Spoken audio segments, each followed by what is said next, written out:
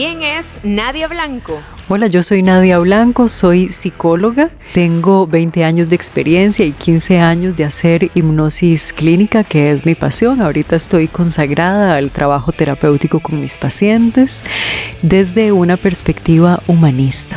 Este episodio es imperdible. El doctor David Vázquez y Alejandro Garbanzo conversaron con la doctora Nadia en Sin Anestesia. Hola amigos, bienvenidos nuevamente a un episodio de Sin Anestesia Podcast. Es un gusto estar aquí con ustedes. El día de hoy tenemos una invitada súper especial. Y esta la voy a presentar yo, porque es mi psicóloga, es la doctora Nadia. Y la doctora Nadia ni me conoce más que nadie. Me acompaña mi amigo aquí también, Alejandro Garbanzo. Hola, gracias por estar una vez más con nosotros. Súper invitada tenemos hoy. Sí. La doctora nos va a hablar del tipo de terapia de ella, porque bueno, yo empecé con la doctora porque hacía algo diferente. Porque, no sé, quería probar algo diferente, ¿cierto? Cierto, muy buenas noches. Muchas gracias por tenerme aquí. Qué gusto tenerla por acá. Sí, y yo en lo que trabajo es en hipnosis clínica. Ciertamente es un tipo de terapia muy especial. Sí, es muy diferente. Yo tengo que decir que cuando empecé a escuchar hipnosis y decidí ir, vamos a ver, yo iba dispuesto a entender y con la mente abierta, pero no creía 100% en esto. O sea, no iba como... Yo pensaba que me iban a vender Herbalife. Sí, verdad. Pero no creía por la parte psicológica. De hecho, lo que me interesó y me hizo adentrarme aquí es que la doctora es psicóloga, la UCR.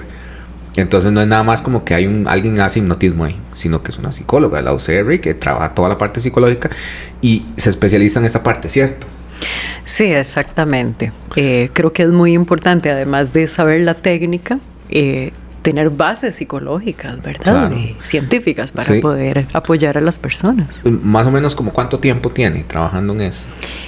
15 años de haberme especializado en hipnosis clínica y de haberme graduado 20.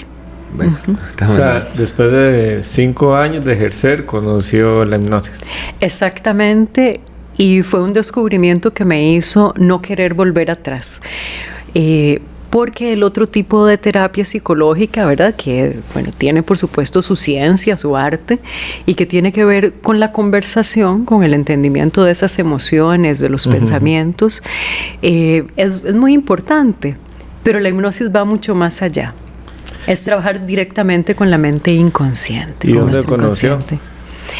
Bueno, resulta ser que llevé unos cursos de hipnosis clínica. En Costa Rica hay una asociación costarricense de hipnosis clínica. Cuando yo estaba estudiando, tenía una compañera muy querida, Laura Chavarría Alvarenga, y ella es nieta del doctor Alvarenga, el famosísimo doctor que fue pionero en Cartago en hipnosis clínica. Entonces, por cercanía a ella, comencé a llevar unos cursos y cuando me di cuenta, me fascinó.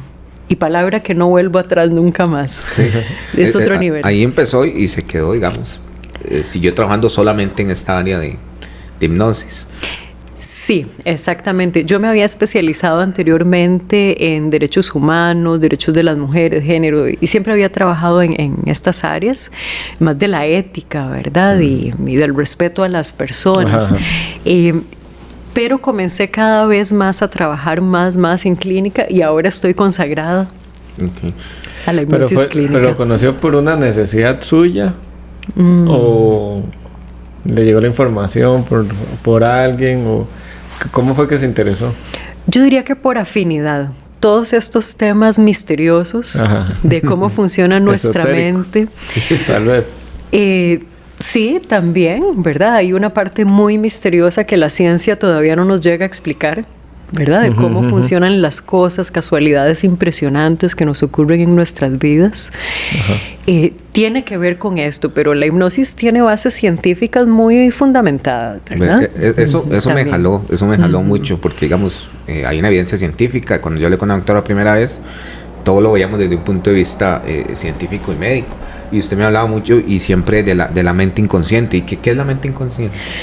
Bueno, vamos a decir que nuestra mente inconsciente o subconsciente es la que maneja todo lo que tiene que ver con las emociones, con las asociaciones que hacemos entre un evento y otro, con lo que soñamos en la noche. con nuestras equivocaciones. Uno diría, pero ¿por qué será que yo quiero algo tanto en la vida y yo lo tengo clarísimo? Por ejemplo, perder peso, ¿verdad? Y yo quiero, pero no lo logro. Es como la parte que trabaja automático, tal vez. Exactamente. Y la que tiene, vamos a decir, un tipo de inteligencia distinto, que no es racional. Es la misma lógica, vamos a decir, de las emociones, de las necesidades más básicas, de nuestras necesidades de crecimiento, que no necesariamente son racionales. Entonces, tiene que ver con esto, nuestra mente inconsciente. Y yo me atrevería, ahora que hablaba de lo esotérico también, ya juntando con esta parte misteriosa, tiene que ver con nuestro espíritu. O sea, son cosas que traemos o las vamos aprendiendo con el tiempo. Yo diría que con lo que se trasciende. Tiene que ver con esa historia, justamente con lo que se aprende, con lo que nos ha ocurrido, pero también con eso más que somos, porque somos más que nuestra historia, ¿verdad? O sea, somos más... una historia antes de... Sí, también. O que viene implícita. Sí, que hay una historia implícita, digamos, en cada persona. Todos tenemos, a veces uno dice mucho, es que se le siente tal vibra, ¿verdad? O tal persona se le siente muy feliz, o se le siente algo diferente. Y eso ya está implícito, a veces sin que lo diga nada, sin que diga nada, sin conocerlo mucho, simplemente se sienten ciertas cosas. Pero la psicología tradicional dice que nacemos con una hoja en blanco, ¿o no? La tradicional. La psicología tradicional diría que hay una base genética. Sí, tal vez si habláramos de la psicología más positivista, digámoslo así. Pero hay muchas escuelas en la psicología. Por ejemplo, la repetición de patrones familiares tiene que ver mucho con nuestro inconsciente también, ¿verdad? Es algo que ha ocurrido antes de que nosotros nazcamos y podría influenciarnos muchísimo. Sí, yo una vez vi que habían hecho un experimento de que agarraban gemelos y los daban en adopción y ellos no sabían. Y después se daban cuenta que los patrones que seguían después, no sé, cuando ya eran adultos, eran muy parecidos y ellos ni sabían que ni eran adoptados ni tenían un gemelo. Wow. Y tenían comportamientos muy parecidos los dos. O sea, como que hay algo que se trae ya en el ADN, no sé qué será. Qué interesante el experimento. Y algo cruel también. Sí, bueno, la experimentación con gemelos siempre se utiliza precisamente por eso, porque cuando son gemelos idénticos, ¿verdad? Sí. Porque genéticamente tienen exactamente la misma información. Y aquí es donde podríamos averiguar cuánto nos influye el ambiente. Sí, es valiosísima, de hecho. A diferencia de lo genético, perdón. Sí, perdón, doctora, no, digo, en los países que se experimenta o que se puede hacer ese tipo de experimentos, cuando es para unos gemelos y se ponen gemelos y la gente participa, parejas de gemelos, valga la redundancia, es información valiosísima y lo hace que sea más caro, que tenga más validez, les pagan un montón de plata. Claro. Sí, son pocas opciones. Pero doctor, ¿y cuándo sirve más esto de la hipnosis? O sea, ¿hay como un tipo de paciente que le funcione más? ¿O un tipo, hay un tipo de enfermedad o de patología que le funcione más? No, tal vez podríamos decir que la hipnosis clínica funciona muy bien en general. Tenemos solo una restricción, más bien lo diría al revés, porque nosotros trabajamos con una disociación que hacemos mente-cuerpo, para empezar. Y si hay una persona que haya tenido episodios psicóticos, no podría ser recomendable en este caso, porque podríamos más bien facilitar esa disociación. Si se trata de una persona que ha tenido ese tipo de episodios, pero ya tiene un tratamiento, está muy estable, sí podemos trabajar con estas personas. Solo si no está estable en este momento, si está en puntos críticos, una persona con algún tipo de padecimiento psicológico, psicótico, perdón. Y si se ven, usted sí ha visto en los pacientes resultados, porque Me gustaría, primero, claro, para los que no sabemos muy bien, que nos explique qué sería la técnica o en qué Excelente. Qué se trata. Sí. Bueno, la hipnosis clínica trabaja con estados de conciencia que generalmente, o sea, que son naturales, que todos los seres humanos tenemos, pero que no solemos experimentarlos. Yo siempre le explico a mis pacientes, ¿verdad? Cuando hacemos el entrenamiento, que lo que hacemos es, mediante la relajación y la relajación profunda, pasar del funcionamiento de ondas beta, alfa a ondas teta, y a veces se puede funcionar en ondas delta, pero tratamos de funcionar en la relajación profunda, en ese tipo de ondas teta, donde el funcionamiento de nuestra mente va a ser predominantemente en el inconsciente. Eso quiere decir no que la persona va a estar sin voluntad, la persona va a estar recordando todo, va a estar siempre actuando con respecto a sus principios, ¿verdad? Pero esto nos va a ayudar a entender las asociaciones, conexiones, decisiones que se han tomado desde el punto de vista de las emociones, desde el punto de vista de la mente inconsciente. También tendríamos que decir que nuestro instrumento de trabajo es la sugestión. Esto es muy interesante, porque la sugestión siempre la utilizamos en cualquier tipo de comunicación. Claro. Siempre estamos sugestionándonos unos a otros, ¿verdad? Lo sabe muy bien la gente en la publicidad, en el mercadeo, en la siempre política. Estamos vendiendo nuestra idea. Sí, claro. Exactamente. La gran diferencia es que las sugestiones que utilizamos a través de las técnicas que hemos aprendido se dirigen totalmente a alcanzar los objetivos terapéuticos que esa persona ha definido. ¿Se podría usar de otra manera? Se usa la hipnosis en los espectáculos, pero eso no es hipnosis clínica. Sí, es diferente. Ok, sí, ya sé, cuando pasa alguien del público. Y que lo duerme. Exacto, y vean qué interesante. Sí, ¿qué pasa ahí? Eso es interesantísimo. Eso también se ha estudiado y vamos a decir que las raíces de la hipnosis son esas. Así empezó. Sí, con trucos. Y luego ya la ciencia adapta, ¿verdad? Estos fenómenos que ya se veían y que funcionaban, ¿verdad? Y que generaban gran curiosidad, pero se aplican. Pero vamos a ver, hay personas que son entonces más sensibles porque fácilmente caen en hipnosis. Sí, y esto no tiene que ver con la inteligencia ni con otro tipo de características. Pero ahí tiene que ver, el paciente, la persona, o el que lo hace, que es muy hábil. Las dos cosas. Otro criterio también que quería agregar con respecto a qué es la hipnosis es es un método que requiere gran capacidad de comunicación, y aquí es donde entra tanto la persona que comunica esas sugestiones como la persona que las decide. Claro.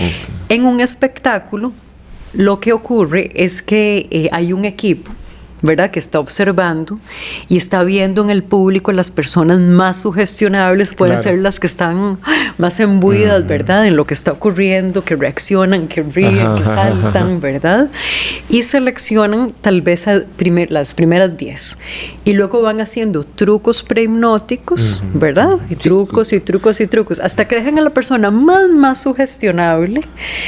Y ya ahí hacen hasta crueldades, ¿verdad? Como poner a la persona a comerse una cebolla, diciéndole que es un bebé de 4 años.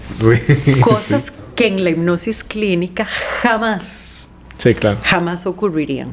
Sí. Porque en la clínica hacemos ese pacto con nuestro paciente o nuestra paciente, ¿verdad? De que se va a respetar éticamente, ¿verdad?, todo lo que tiene que ser para... De todas formas, es que uno está en su estado de conciencia 100%. A mí me encantaría escuchar a David, ya que tiene esa experiencia, ¿verdad?, de qué es lo que se siente estar yo les iba a preguntar cómo se llega a esos niveles. de relajación. Sí, y bueno, a mí personalmente como paciente, la voz es importante, porque uno lo que hace nada más es acostarse y escuchar lo que le está, los comandos que le están diciendo, sí, seguir los comandos que le están diciendo, pero el tono de voz es importante, ¿verdad? Que no me haga tener ganas de levantarme de la silla e irme, ¿verdad? y no me moleste, el tono de voz es importante, pero uno en todo momento está consciente y puede tomar las decisiones que usted quiera. Si usted quiere, yo varias veces le he dicho, doctora, necesito el baño, me estoy orinando, ¿cierto? Y me levanto y voy, y bueno, tal vez hay que hacer un proceso o algo, pero estoy consciente en todo momento. No es como que usted, no es la televisión, no es que usted queda ahí y uno no sabe qué pasó. O sea, no funciona así tampoco. Pero sí se llega a un estado de relajación tan profunda que usted sí puede, o por lo menos a mí me ha pasado que sí he recordado cosas. Hemos hablado, por ejemplo, hemos tenido muchas sesiones que hemos hablado de la infancia, y yo he recordado cosas de la infancia que no me acordaba. Todas chivas, por ejemplo. Y comunes, por ejemplo, como que le diga yo, bueno, sí, yo jugaba escondido con los amigos, pero me puedo recordar tal vez en el momento, solo por poner un ejemplo, no solo jugaba escondido con los amigos, sino dónde me escondía, quién contaba. La sensación, como volverlo a vivir. Así, la energía de estar jugando y de que me encontraron y punto quemado y todo eso, ¿verdad? Que en este momento no me acuerdo que era chido el juego y todo, pero no tan específico. Entonces, digamos, sí he recordado cosas de la infancia cuando la doctora me va preguntando y más que, digamos, el momento, la sensación, si me hizo sentir feliz o triste o mal o algo así. Y digamos, ahí es un punto como el que nunca había llegado con ningún otro tipo de terapia. O sea, nunca había llegado a sentir lo que sentí en ese momento de la infancia o de algo así. Volver a vivir. Sí, yo me imagino que por ejemplo, un tipo de paciente que haya vivido un trauma o algo, pues va a experimentar eso de nuevo, ¿cierto?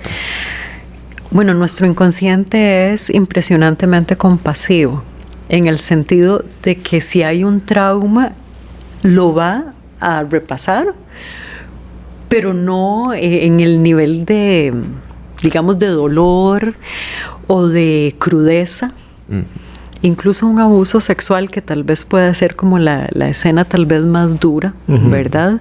La persona lo recuerda como codificado, como con ciertos detalles. No es revivir el trauma tal cual. Muchas personas tienen miedo, dicen, pero ¿por qué voy a querer yo pasar de nuevo por eso? Y no es exactamente así, pero sí en la relajación profunda, en el trance, podemos recoger información de lo que se sintió, en términos tal vez de la desilusión, del miedo, cómo se relaciona eso con el presente. Y otra cosa fundamental, las decisiones que yo tomé mientras eso estaba sucediendo. Okay. Sí, ahí es donde se empieza a trabajar todo. Sí, eso es importante. Eso es importante porque usted, yo sí he recordado momentos de mi vida. Una vez que yo siempre estábamos hablando, por ejemplo, de la infancia, y estaba recordando como ese niño. Y yo decía, un gordillo ahí que anda corriendo. ¿Verdad? Pero la doctora me decía algún día, bueno, pero usted, ¿por qué solo ve si era gordillo? No ve otras cosas. Y es cierto, me recordaba como lo que sentí en ese momento, ¿verdad? De que andaba corriendo muy feliz, un montón de cosas, y yo no sabía que era un gordillo. Andaba con un carajillo como cualquier otro, es un niño, ¿verdad? Claro. No tiene. Y eso es chiva, como volver a ese momento, no solo recordarse, sino poder sentir de nuevo. Como si, mira, yo nunca me vi en esa posición que me veo ahorita. ¿Por qué ahorita? Yo mismo me pongo en este paréntesis de que soy el tal flaco, el alto, el gordo. Sí, cuando niño jamás. Usted era uno más del barrio. Entonces es como chivísimo, y creo que eso es lo que lo ayuda a uno como a sanar esas heridas. Sí, porque podemos ir al pasado a traer recursos, a traer fortalezas de cuando éramos niñas o niños, ¿verdad? Sí, porque a veces como uno no recuerda todo su pasado. Sí, no recuerda nada. Sí, casi, es mínimo muy pocas lo cosas, que puede recordar. Y tal vez uno crea historias que tal vez no sucedieron. Y entonces uno está poniendo sus propias barreras o un montón de cosas que tal vez ni sucedieron. Eso es ciertísimo. Y uno se lo trae al presente. Eso es divertísimo porque uno se recuerda como un panorama, como muy general, ¿verdad? De la fiesta de tal año, cuando era niño así pasó tal cosa, pero en realidad no se acuerda de todo. Si hiciera este ejercicio, se acordaría de tal vez de todo lo que usted sintió y tal vez fue algo chivísima y no es como lo está viendo ahorita. Ajá, o al contrario. Y ese tipo de terapia, doctora, ¿da resultado como a qué plazo? Muy rápido.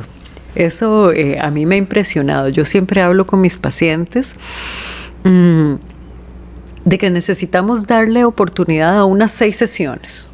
Ya en unas 6 sesiones podemos ver resultados. No, cada 2 semanas. Cada 2 o 3 semanas trabajo yo. Sí, y las sesiones son largas. Son largas, es intenso. Sí, son de 2 o 3 horas. En eso es muy distinto a la terapia convencional. Sí, más, hemos durado hasta 4 horas. Pero sí tiene diferente. Con David, si le acuerdo. No, amanece. Interesantísimo, sí. Pero lo que tiene es que cuando usted sale de ahí, usted está en otro estado mental. Yo me acuerdo que la primera vez la doctora me dijo, ojalá que cuando terminemos no tenga que irse a trabajar o no tengan que ir a resolver un problema, no sé, sino que vaya tranquilo nada más a su casa, lo que tenga que hacer. Uh-huh. Y sí, es que el estado mental en que uno sale es muy diferente. Sí, es impresionante. Además que solo por el hecho de que la persona se relaje, ya cambia cómo está funcionando todo su sistema nervioso. Por ahí. Exacto, porque estamos en una vida tan activa, tan llena de exigencias, que cuando se está totalmente en el presente, se le da la oportunidad al cuerpo de que respire, que cambie el ritmo. ¿Sí? Ya con solo eso que hacemos, un segundo. Ya la persona recibe una mejoría. ¿Qué es lo más joven, o no sé cómo decirlo, que se puede llegar? Lo más atrás, digamos. Sí. Puede volver en esta vida. Al vientre de la mamá. Sí. ¿Se pueden sentir esas sensaciones? Sí. Yo tengo un caso lindísimo que quisiera escribirlo en algún momento, de una paciente de 15 años que me visita y muy interesante. La chica casi que se fue solita, ¿verdad? Y yo acompañándola. Y ella lo primero que comienza a sentir, porque el cuerpo habla, el cuerpo tiene todas esas memorias y nos habla en un código. Eso es lo fascinante, ir entendiendo ese lenguaje del inconsciente. Y ella comienza con un dolor en un tobillo, en una pierna, y comienza, ¿verdad?, a describir unas situaciones y nos damos cuenta de que está primero en la incubadora. Ella había tenido una vida intrauterina muy terrible, ¿verdad? Con problemas graves de oxigenación en la placenta, que ahorita se me va ese concepto. Un embarazo de alto riesgo, digamos. Sí, altísimo riesgo. Luego nos vamos al vientre. Ella experimenta todo lo que fue la salida, el estar en la incubadora después,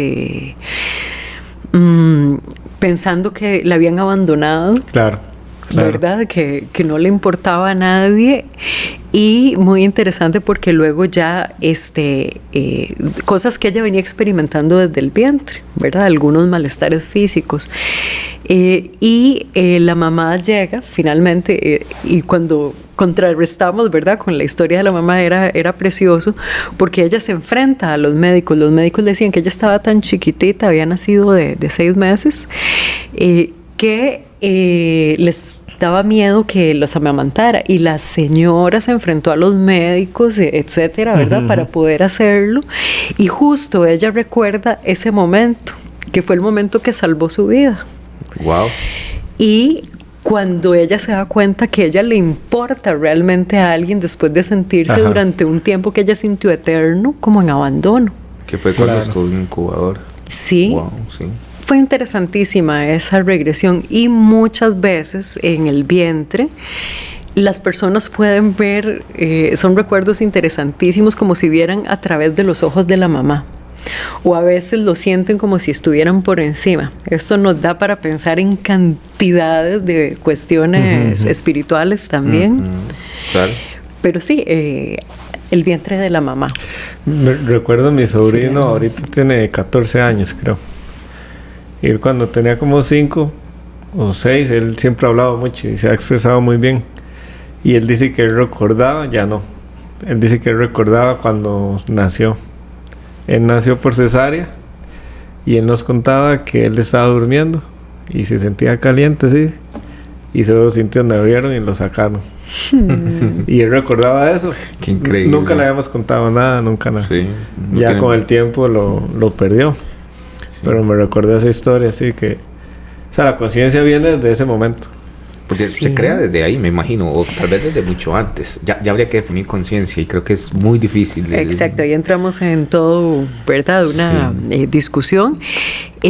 Pero yo diría, científicamente, que en cuanto tenemos un sistema nervioso capaz de registrar lo que está pasando alrededor, ya ahí podemos hablar de memoria.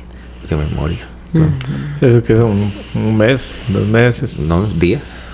Primeros días, 21 días.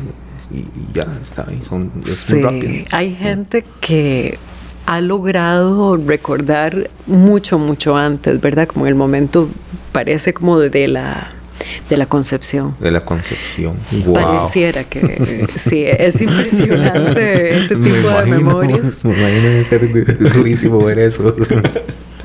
Pucha, pero llegar demasiado atrás. Sí. Y bueno, ya si nos ponemos más esotéricos, bueno, pues porque lo que hay pasa memorias es que, interesantísimas. Sí, porque la conciencia puede o no estar relacionada al cuerpo, ¿cierto?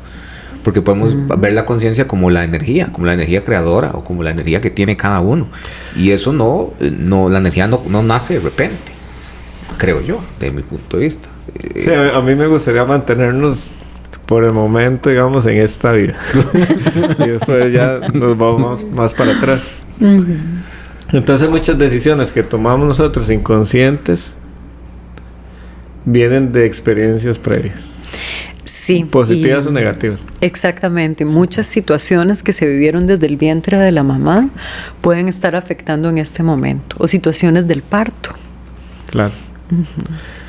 Sí, los primeros años de vida son claves, ¿cierto? Dicen que son fundamentales en el desarrollo de una persona, los primeros años de vida. Y de ahí dependen muchísimas cosas más. Y indagar en este pasado, entonces, y como es igual de importante para la persona que es uno hoy en día, indagar este pasado, pues sí le puede ayudar y ayuda a curar. Y usted sí ha tenido la experiencia y los pacientes han salido por la razón en la que han llegado a su consulta y se ha quitado la causa, se han curado. Sí, claro, si hablamos de los problemas más frecuentes que son tal vez ansiedad y depresión, totalmente. Es de la moda ahora. Vamos a decir que son los dolores de nuestra época. Ajá, sí, y algo, este tipo de tratamiento, bueno, si usted logra curar esta herida y termina con su ansiedad o con su depresión, no va a tener que tomar una pastilla o un montón de pastillas el resto de su vida, ¿verdad? Creo que esa es una de las cosas que motiva a una persona. Pero una enfermedad así mental es por una razón en específico o la acumulación de eventos o cómo será. Y bueno, por las exigencias sociales también, ¿verdad? Es que, digamos, la ansiedad y la depresión es un desacomodo químico, ¿verdad? Hay una parte química en el cerebro que no está trabajando bien, que hay pocas sustancias químicas o muchísimas, de las que sean, norepinefrina, adrenalina, todas los neuroreceptores, toda esa parte química, pero entonces buscar la causa. Eso es, digamos, es una parte química que hay que arreglarla, por eso están los medicamentos, pero ¿qué causa que eso pase? Va más allá. Bueno, ahí no llega el medicamento. El medicamento no le va a curar algo que a usted le pasó, o una vivencia que usted tiene, un trauma que usted tiene, no pero se lo va a curar. Pero se puede desarrollar por un evento. Por un trauma, claro. Más bien yo diría pero, que la forma que... Ajá. Ahorita a los 35 años, o 30, o cualquiera, se desarrolló ahorita, pero fue por un evento que estuvo a los 10 años y hasta ahorita explotó. Sí, perfectamente. Pues creo que es lo más común, ¿cierto? Sí, en la psicología esto es, digamos, una de las explicaciones más frecuentes que podemos dar, ¿verdad? Yo diría más bien que la forma en la cual nos sentimos hoy tiene que ver con una acumulación de situaciones, claro, de eventos, Yo, por ejemplo, cuando trabajo con mis pacientes me gusta pensar en qué es lo que ha pasado en las últimas 2 semanas, ¿verdad? Pensando para que sea un término manejable. Ajá. Y también pensar que lo que yo estoy haciendo hoy, las decisiones que tomo, van a tener una consecuencia en las próximas 2 semanas, por lo menos. ¿Verdad? ¿Cómo hablo? ¿Qué pienso? Todo lo que yo voy experimentando es acumulativo. Sí, claro. Y lo tienen, es cierto. O sea, lo que haces hoy en día, en 2 semanas, evidentemente se va a notar. Sí, y cuando ha ocurrido un evento, digamos como lo que estabas diciendo, ¿verdad? Puede ser que haya ocurrido a mis 10 años y aparentemente no me afectaba. Ajá, exacto. Pero de pronto algo que mi mente inconsciente asocia, que un tema de pareja, un tema de trabajo, me despierta eso que vivía a los 10 años, esa inseguridad. Sí, eso puede ser. Es un evento cercano. Sí. Pero inconscientemente se relaciona algo atrás. Sí. Pero creo que siempre hay una conexión del pasado con algo que estamos viviendo ahorita. Vamos, usted ahorita algo le pasó de repente y eso hizo la conexión inconsciente a algo del pasado. Y se desencadena por ahí la crisis que usted tenga en el momento. Que ya sí es por una parte química con las endorfinas, como leí ahorita, que es muy poco o mucho o cualquiera. Sí, pero con los medicamentos llegan hasta esa área, hasta trabajar el nivel químico. Pero lo que le causó eso, hay que tratarlo. ¿Verdad? Sí, a mí me gustaría pensar tal vez en términos como más existenciales, como, ¿verdad? Muchas de las personas que llegan a consulta es porque tienen un dilema existencial, o sea, ¿para qué es mi vida? ¿Para qué yo estoy viviendo? ¿Verdad? Tiene más que un tema de funcionar en el trabajo o un pleito de pareja. Sí. Generalmente tiene que ver con algo mucho más profundo. Sí. Normalmente, ¿en qué rango de edad son sus pacientes? Yo trabajo de adolescentes hacia arriba. Pero digamos, grueso, de 13 para arriba. Y la mayoría de las personas son como entre 30 y 50. Sí, creo que es que los colegios llega así. Sí. Es que como que a esa edad uno se pone más existencial, como que usted empieza a pensar un poco más. Es que los 20 es muy loco. Sí, los 20 es solo, ¿verdad? Es como el momento, al 5 segundos, todo es lo que está usted viviendo es ya. Ya en los 30 ya hay más cosas que se empieza uno a cuestionar mucho. Se empieza uno a cuestionar demasiado. Por eso sí es cierto, hay muchas crisis existenciales empiezan a los 30 porque usted empieza a cuestionarse todo a su alrededor. Yo pienso también que en el mundo actual en el que vivimos tenemos más, podemos caer más en ansiedad y en eso, porque antes el único problema era comer. Entonces uno pasaba toda la vida tratando de llevar arroz y frijoles a la casa. En el mundo actual, digamos que eso lo podemos lograr de cierta facilidad.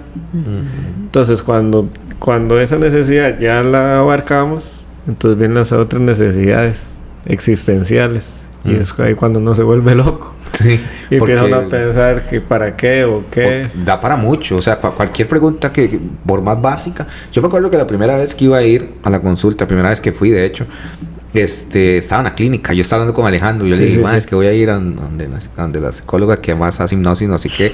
Y usted me preguntó, Alejandro me preguntó como, ¿pero qué va buscando? Y en ese momento lo pensé hasta que llegué a la clínica. Toda la manejaba. O sea, no era tan fácil decirlo. Sí. Porque sabía. No, era muy básico lo que yo pensaba. No sé, voy a ir a probar, estoy buscando algo nuevo. Pero cuando ya usted se mete más adentro, que algo nuevo para qué, o qué es lo que quiere trabajar, o qué. Sí, son preguntas que lo ponen a uno a pensar. Si usted quiere, se puede responder fácilmente. No, solo estoy buscando ahí hacer algo. De 7 a 8 no tengo nada que hacer. ¿Verdad?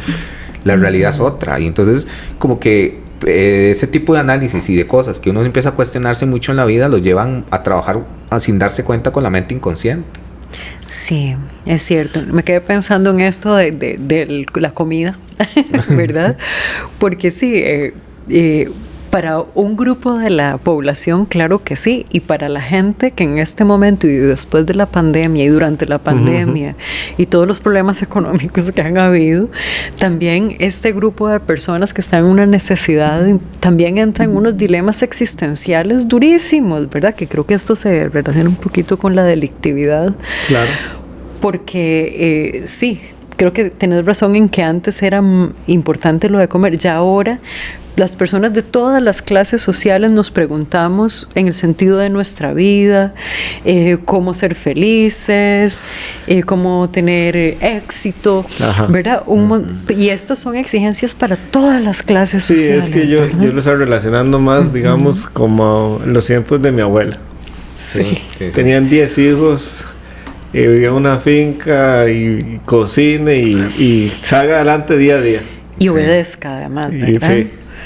Pero ahora en estos tiempos más cercanos ya uno se empieza a cuestionar muchas cosas que tal vez antes no, porque estábamos ocupados en otras cosas. Claro. Cierto. Entonces ahora tenemos más tiempo libre, más redes sociales, somos más sociales, entonces empieza uno a cuestionar de todo, y esas preguntas existenciales tienen respuesta. Sí. ¿Para qué vine aquí? Y ¿cuál es mi motivo de ser? Ajá, mi razón de ser. Y creo que lo más lindo de todo esto es que todas esas respuestas solo están en uno mismo, o en una misma, en cada persona.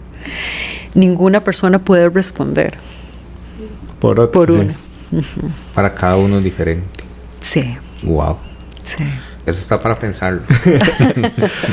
Yo sí creo, o por lo menos en la parte personal, yo siempre he tenido claro qué es lo que me motiva o qué es lo que he querido. No sé si para todo el mundo será igual. Pero no. Pero sí, son temas bien complicados. Son temas bien complicados y además, si usted empieza, porque hay mucha comparación, ¿verdad? Porque hay mucha gente a nuestro alrededor.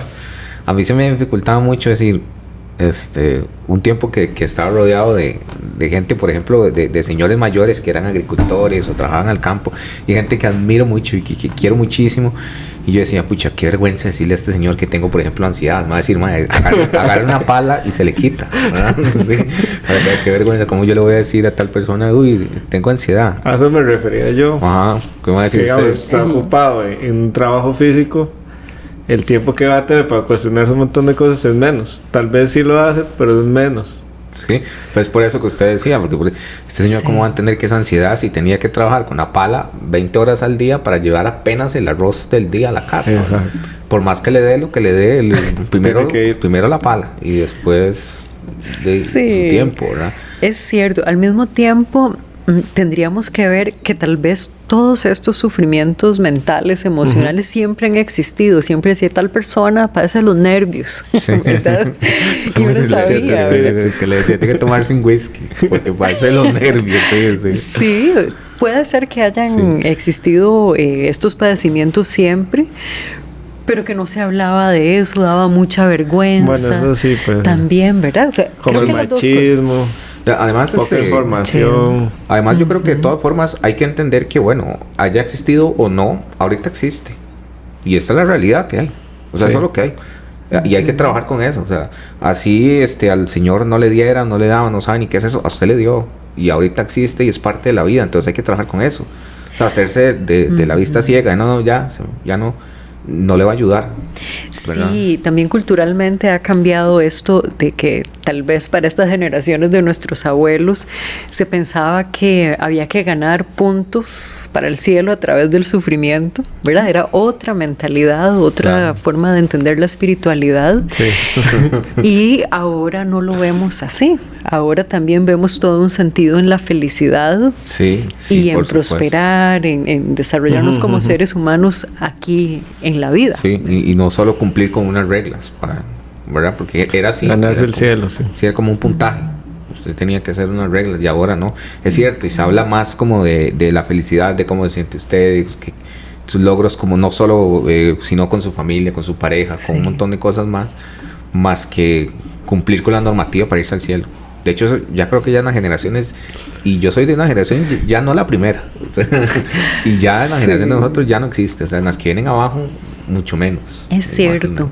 Hace un rato David me preguntaba sobre las características de pacientes, ¿verdad? Que llegan a hipnosis, y yo creo...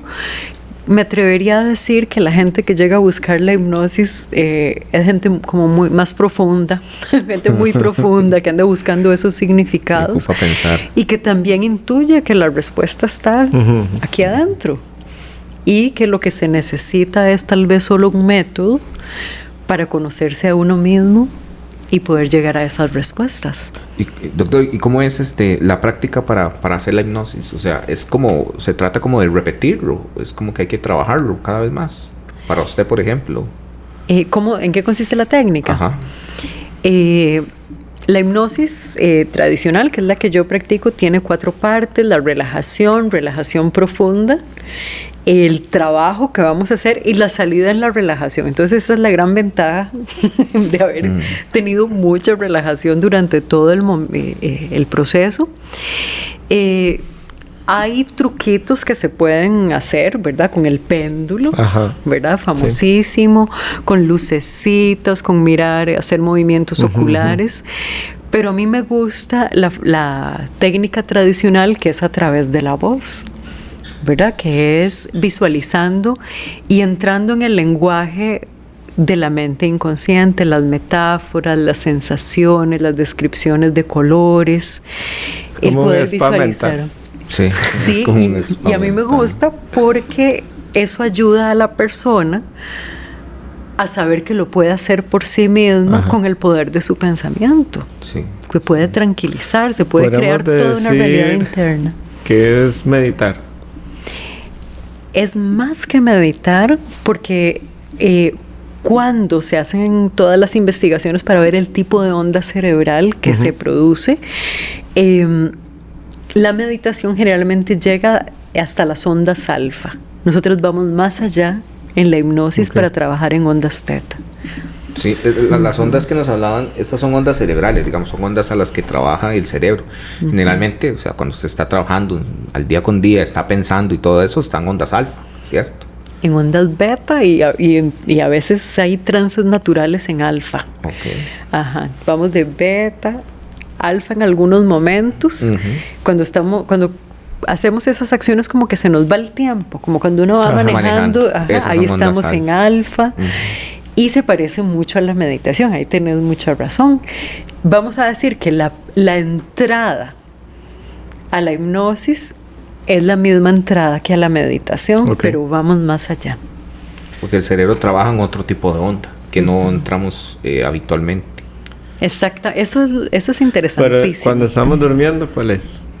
Bueno, estos son un ciclo, ¿verdad? Que se hace.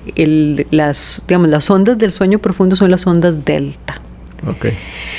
Pero ese ciclo va variando. Sí. En algún momento de ese ciclo llegamos a hacer el movimiento ocular rápido, que es cuando estamos soñando.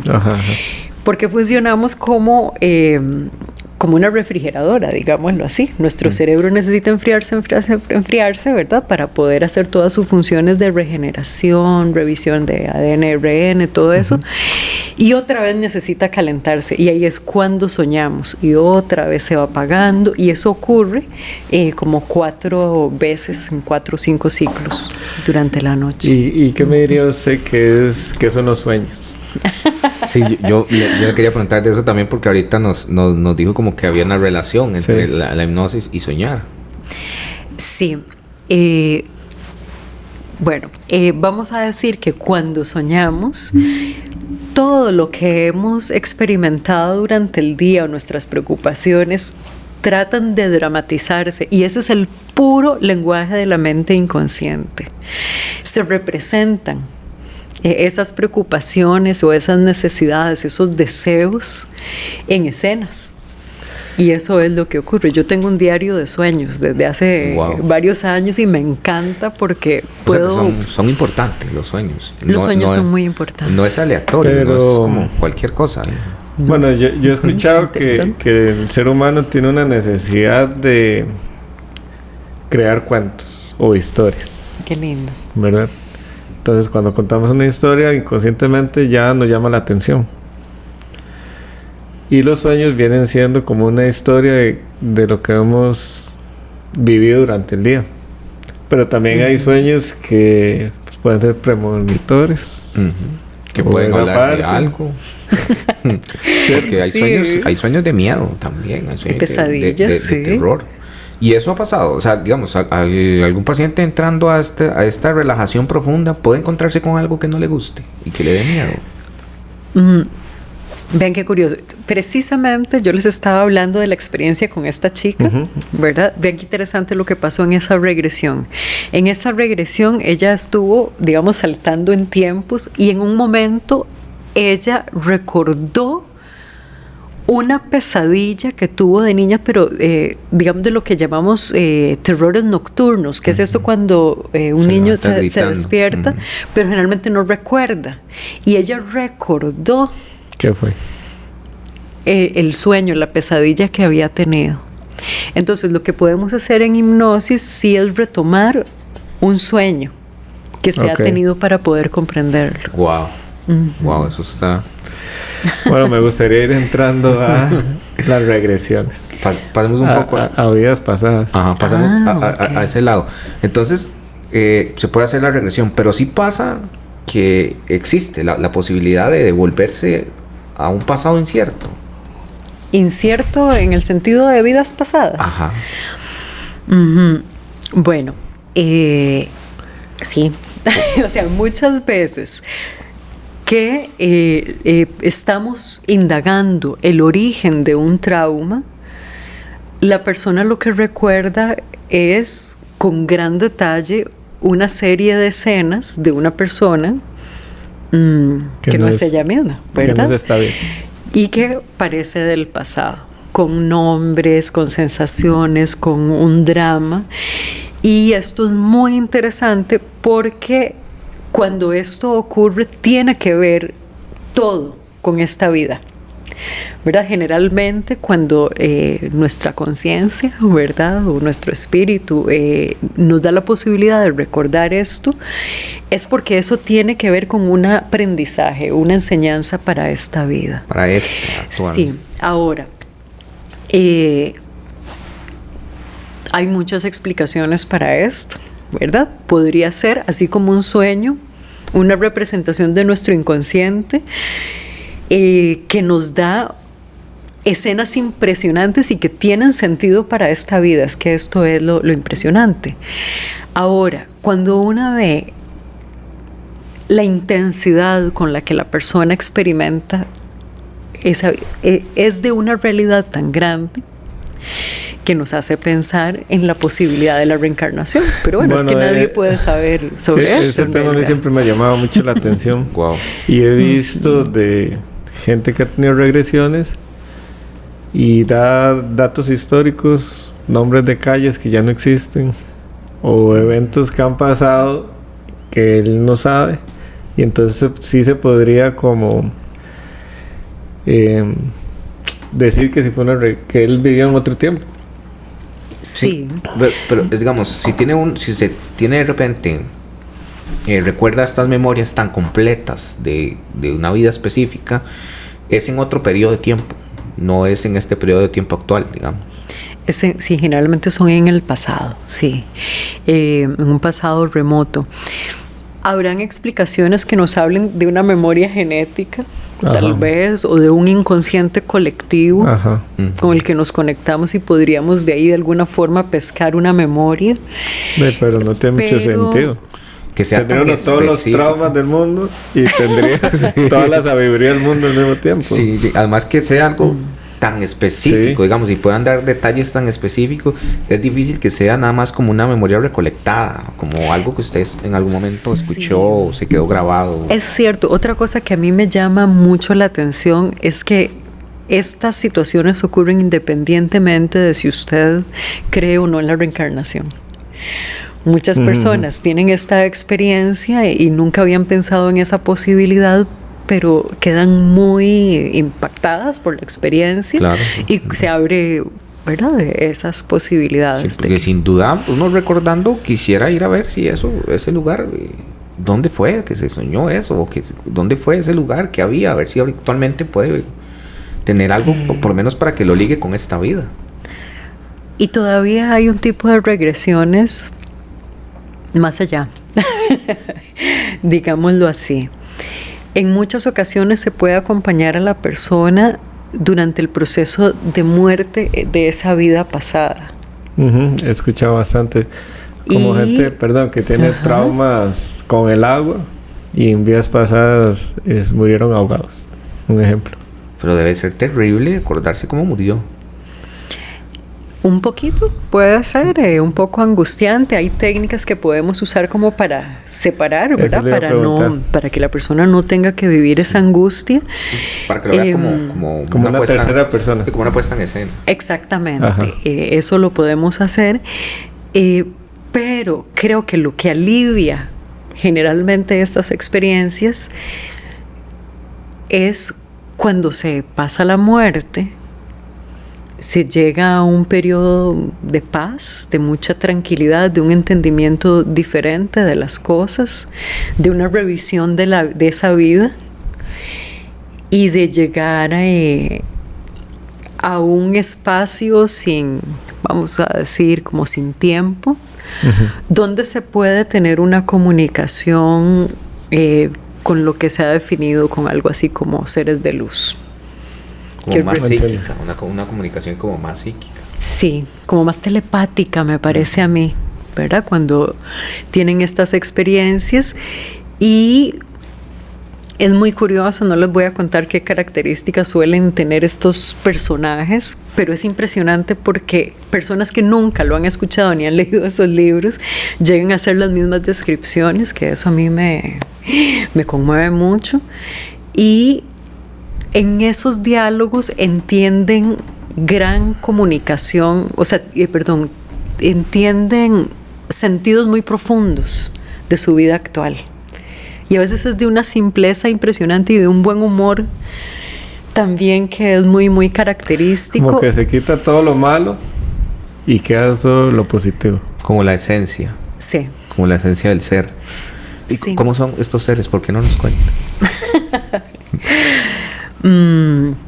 Bueno, generalmente se les describe como pura energía, pura luz, de colores, de energía, con una comunicación telepática y que les responden, les hablan muy de tú a tú y como si fueran personas conocidas. Pero es la misma persona. No tienen una forma humana o... Algunas tienen una forma más humana, otros unos son altísimos, pero es mucho, digamos, la presencia lumínica. La energía que tienen es la luz. Okay. Sí, la presencia es más energía que presencia física. Sí, y entonces a esta persona la acogen, le hablan con mucho cariño, a veces hacen trabajos físicos de sanación. O de emocionales, ¿verdad? Cuando hay mucho dolor. Y aquí es muy lindo porque a veces me siento como que yo nada más ayudo, como que se haga esa comunicación y ya se va solita. Y tengo que estarle preguntando a la persona, ¿y qué está pasando ahora? Entonces la persona me está diciendo que tal cosa, porque la persona se conmueve muchísimo. Claro. Y si yo no le pregunto, me quedo perdidísima, ¿verdad? En qué está ocurriendo. Pero es muy, muy conmovedor lo que suele ocurrir ahí y que yo llegaría a describir como una experiencia espiritual. Claro. Sí, entonces esas experiencias se dan cuando regresan a una vida pasada y experimentan la muerte, y sería lo que habría entre la muerte pasada y la vida esta. Sí, como este periodo en medio. Digamos, ese es el método Brian Weiss, diríamos. Pero hay personas que últimamente como que directamente desde yo puedo entrar de una vez en esa comunicación. Eso es muy interesante. Sí, es que uno necesita como entender las cosas y adecuarlas y al conocimiento hasta donde llega el ser humano, ¿verdad? Entonces queremos verlo así como un cronograma, como que antes, en medio y después, pero el tiempo. Sí, siempre tiempo todo lo medimos, hay un orden cronológico que uno necesita como ser humano, pero no tiene que ser así para todo lo demás. De hecho, el tiempo ya se ve como una variable, ¿verdad? Como algo que no es igual para cada persona, menos si estamos hablando para energías. Sí. Entonces, claro, es que hablar de algo tan diferente y tan, digamos, lo desconocido es difícil poderlo medir, ¿verdad? Como para saber uno fue antes, es durante o después, pero sí hay una conexión con algo más. Sí. Y aquí tal vez lo impresionante es poder registrar sistemáticamente tantas experiencias similares. Sí, que eso es como un excelente punto, que no es nada más una persona le pasó eso. Sí, y con un beneficio inmediato. La persona generalmente sale de la experiencia sintiéndose muy querida, muy importante y como con una simpleza, yo no sé cómo decirlo, como con algo que no es como lleno de gloria, más bien como en la simpleza y lo precioso que es lo cotidiano. Era como muy agradecida de tener esta oportunidad de crecimiento en esta vida, sí, con estos seres queridos. Como que se quitó la parte física, digamos, como es una experiencia que va más allá de... Sí, de las necesidades. Tengo hambre, no tengo hambre, necesidades actuales. No tengo trabajo. Qué lindo que lo estás diciendo, porque yo creo que eso es como recordar quiénes somos en realidad. Sí, quitándose las necesidades básicas, que a veces es lo que lo mantienen a uno pensando que eso es el 100% y no lo es, o sea, solo es una necesidad. ¿Y a cuántas vidas pasadas han llegado? ¿A 1, 2, 3? ¿Qué podría decir? Tal vez con un paciente 6, tal vez. Wow. ¿Y hasta qué época? Yo es que he visto muchas. Pero wow. Bueno, en algunos momentos he visto algo que parece como las cavernas. Bueno, lo que la persona describe, ¿verdad? Y yo me estoy imaginando. Pero lo que describe es algo así como las cavernas. Sí. ¿Y la conciencia es igual? No. ¿O el entendimiento es diferente? El entendimiento es diferente en cada época. Por supuesto, es un desarrollo no solo intelectual, sino físico, parte del cerebro diferente, cada persona. Sí, dependiendo de la edad también es muy lindo. Y cuando son niños de otra época también, ¿verdad? Cómo piensan las prioridades o, no sé, el trabajar para la familia, ¿verdad? Esos significados varían muchísimo. ¿Y todas las personas pueden tener acceso a esto? Muchísimas, excepcionalmente no, más bien diría. Y esto a veces tiene que ver con, no sé, con algo que tal vez no es importante que esta persona se fije en otras vidas, sino que se concentre en esta, supongo yo. Pero yo diría más bien que es al revés. Es muy raro que una persona no pueda acceder, digamos, a este tipo de experiencias. Wow. Sí, no, esos temas a mí me encantan. Es mucho más frecuente de lo que uno se imagina. Qué increíble, ¿verdad? Porque pensaría que no. Y escucharlo. Bueno, yo he escuchado de que se pueden hacer ejercicios para tener experiencias en vidas pasadas en sueños.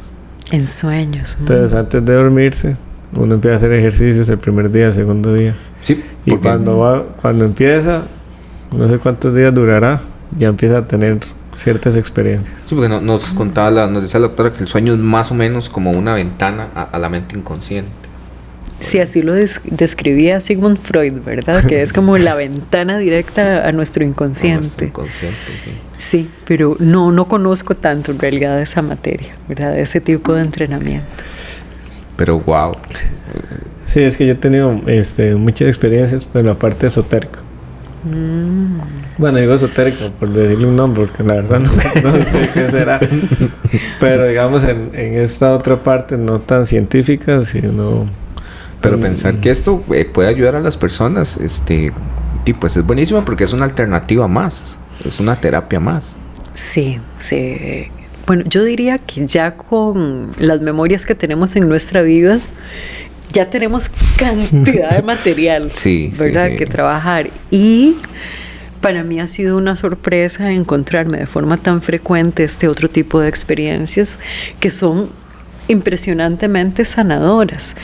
A mí a veces racionalmente me cuesta entender por qué es tan sanador lo que acaba de ocurrir ahí, pero la persona está segurísima de eso y me lo explica y yo, bueno, ya entendí. Okay. Pero, entonces, digamos, la consulta no es nunca lléveme a una vida pasada. O sea, eso simplemente pasa por lo que estamos trabajando ahorita. A veces hay personas que muy directamente vienen con esa solicitud. Claro. Entonces, pues porque sí. Tiene la inquietud, tal vez. Yo quería preguntarle, ¿usted le tiene miedo a la muerte? No, ya en este punto no. ¿Ya no? No. Sí, una vez hay una psicóloga que empezó a estudiar muchas personas que tuvieron esas experiencias que se mueren y regresan. Y entonces, bueno, ya un montón de casos. Y ella quiso experimentar eso. Entonces ella se provocó un coma y un montón de cosas. Wow. Y ella sintió, bueno, ella describe que cuando se muere, ella empieza a hacer una vibración y empieza a sentir que todo a su alrededor son vibraciones, y ella se empieza como a diluir y a sentir una paz. Y después ella regresa, y después de ahí ya no le ha tenido miedo a la muerte, porque lo que uno piensa que va a sufrir o que la incertidumbre que va a venir, digamos que ella ya lo experimentó. Me llamó mucho la atención la respuesta de ya en este punto ya no. ¿Y por qué? ¿Podemos ampliar? Bueno, porque tal vez antes era muchísimo más racional y creía que esto era... Sí, apague y vámonos. Como habladas de la gente, y ahora que lo veo tan frecuentemente en la consulta, no lo siento así. Y es muy interesante porque tal vez un motivo de consulta muy frecuente es el miedo a la muerte. Por supuesto, claro. Pero cuando las personas pasan por un tipo de esta experiencia, por experiencias así, superan el miedo a la muerte. Porque le queda la sensación de que hay algo más. Sí, como que se relativiza. Uh-huh. Mira, la persona dice, bueno, va a llegar la muerte, pero es un pedacito de la experiencia. Uh-huh. Y sigue. Parte de... Sí, y bueno, ahora que estabas hablando de este tipo de experimentos, bueno, está toda la experimentación del Dr. Moore o de Elizabeth Kubler-Ross, ¿verdad? Que todos ellos han trabajado con personas que se han muerto de verdad, uh-huh, sin provocárselo, uh-huh, ¿verdad? Y que estuvieron unos minutos muertos, uh-huh, y han registrado esas experiencias. Y otra vez lo que nos encontramos es que sistemáticamente hay una descripción muy similar, sí, de la experiencia. Wow. ¿Verdad? Que se parece justamente a lo que las personas experimentan en la hipnosis cuando están viviendo en vidas pasadas la muerte. Uh-huh. Uh-huh. Wow. Y es muy, muy parecido, como demasiada casualidad. Demasiada casualidad. Uh-huh. Hay una gran relación. No, pero ahí es que científicamente si se repite un patrón, entonces ya no es casualidad. Uh-huh. Sí. Sí, es cierto. Para los que nos están escuchando en la casa, ya en todos los países del mundo, Sin Anestesia Podcast, muchas gracias por escucharnos, además, y por los comentarios que nos han dejado. No se cause un paro cardiorrespiratorio. Mejor busquen a la doctora, y si quieren experimentar esta parte, porque además es una opción más, y es una opción que de verdad lo puede ayudar. Y le puede sanar heridas que uno a veces no sabe que tiene. A mí me ha resultado, y yo tengo que decirle que, bueno, lo que hemos hecho es solo hipnosis, y hemos trabajado con la mente inconsciente, y de mis ideas más creativas y más brillantes han salido de ahí, siempre, han salido de la consulta. De hecho, muchas veces después yo le digo, doctora, vea, quiero hacer esto, se me ocurrió tal cosa, no sé qué, mis ideas en proyectos míos, en cosas de la clínica, en un montón de cosas, las más brillantes han salido después de esto. A mí me ha cambiado muchas cosas y muchas formas de ver la vida, y creo que funciona y deberían de probarlo. ¿Y cómo la buscan, doctora? ¿Cómo la encuentran? Bueno, me pueden escribir por WhatsApp, 8850-2844. Ok, 8850-2844. ¿Y tiene redes sociales? Sí, también. Nadia Blanco. Me pueden buscar en Facebook y Instagram. Okay, excelente. Yo la verdad, bueno, le agradezco un montón por compartir con nosotros. Quedo como a medio camino. Sí. Es que este es un tema que le da a uno para hablar toda la noche y quedaría igual con preguntas, ¿verdad? Sí. Porque hay cosas que ninguno va a poder nunca responder. Y creo que eso es lo que lo hace, de hecho, que de ganas y que sea cada vez más chiva esto, ¿cierto? Sí, me gustaría que hiciéramos otro episodio. Sí. Bueno, encantadísima y encantada de estar hoy con ustedes. Gracias por acompañarnos, doctora, y nos seguimos viendo. Gracias a todos en la casa que nos siguen, que nos apoyan. Gracias a todos los que nos saludan. Sin Anestesia Podcast. Chao. Chao. Buenas noches, chao. Buenas noches, chao.